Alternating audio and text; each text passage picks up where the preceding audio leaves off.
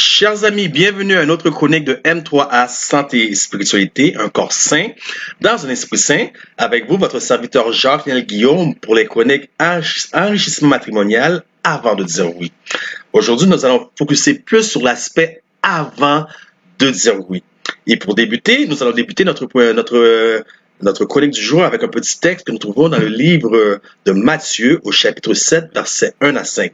Matthieu, chapitre 7, versets 1 à 5, et je lis pour vous. Ne jugez point, afin que vous ne soyez point jugés.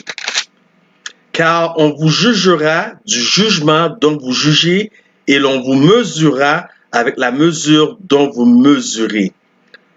Pourquoi vois-tu la paille qui est dans l'œil de ton frère et n'aperçois-tu pas la poutre qui est dans ton œil?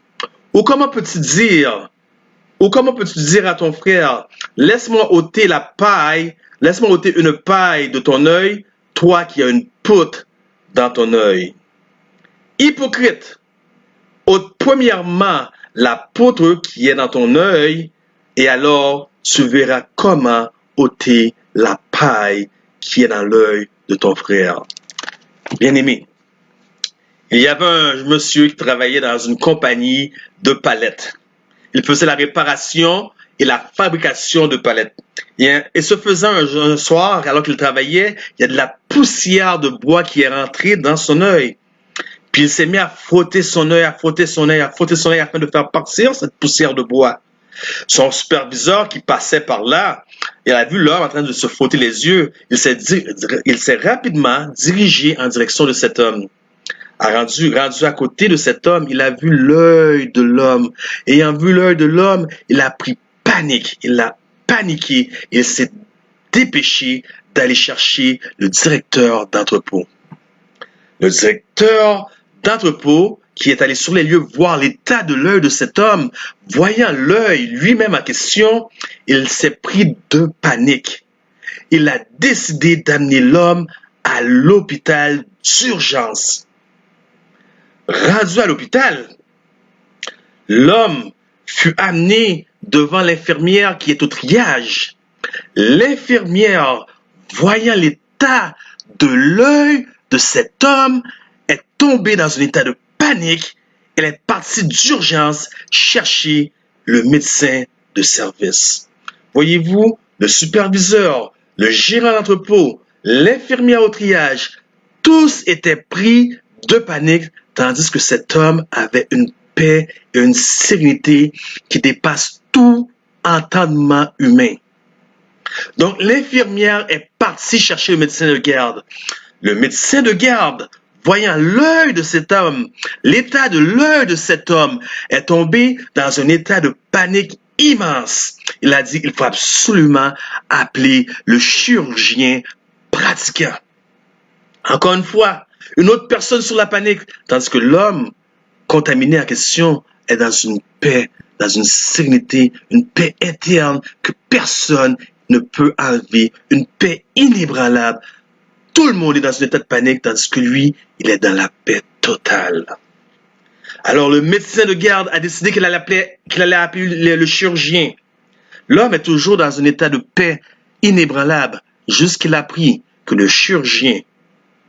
ce qu'il apprenne que le chirurgien en question qui va pratiquer la chirurgie est un homme aveugle. Voyez-vous, bien-aimés, trop souvent, nous répétons cette même histoire. Nous voulons changer les autres parce que nous sommes aveugles à nos propres failles, à nos propres défauts de caractère. Nous passons notre temps, à vouloir changer les autres. Si vous débutez dans une relation et vous voyez une personne qui tient constamment à vous changer, je vous inviterai à bien tenir en considération ce petit défaut. Je dirais même un très grand défaut. Comment voulez-vous changer l'autre personne alors que vous êtes imparfait? Comment voulez-vous imposer des standards? Vous dites, moi j'aimerais trouver monsieur, madame parfait, introduire des standards si élevés que vous n'atteignez même pas dans votre propre vie à l'individu qui est devant vous. Comment voulez-vous ôter la paille qui est dans l'œil de votre frère tandis que vous avez une poutre dans votre propre yeux? Retire d'abord la poutre de ton œil afin de pouvoir enlever la paille dans l'œil de votre frère. Encore une fois, je vous le dis, si vous contemplez le mariage et vous fréquentez un homme ou une femme présentement qui a tendance à vouloir vous changer, cette relation est sûrement une relation toxique. Le mariage, c'est quelque chose de sacré. Ce n'est pas une institution dans laquelle nous embarquons aveuglement pour le plaisir et au nom de l'amour. De grâce, considérez cela. Considérez cela.